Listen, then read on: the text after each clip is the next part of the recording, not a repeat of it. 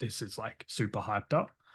And then you've got your core Black Friday campaigns where the offers live for everybody on the site. Don't miss out. Urgency, sale, sale, sale, like big bold text, flashing stuff going everywhere. Like that's sort of the Black Friday branding behind every e-commerce store. Like you might have a really aesthetically looking campaign shoot like this, but then they've got like very bright visuals just off to the side here to fit in with that Black Friday branding as well.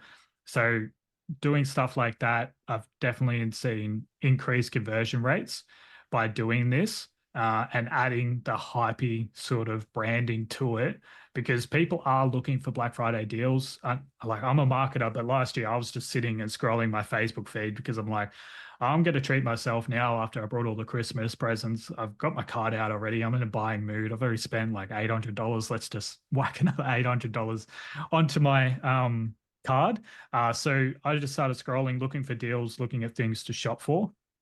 And this helps like recognize, like helps those ads stand out more from all the other shit that's on Facebook, right? Whether it's funny cat videos or news or whatever, right?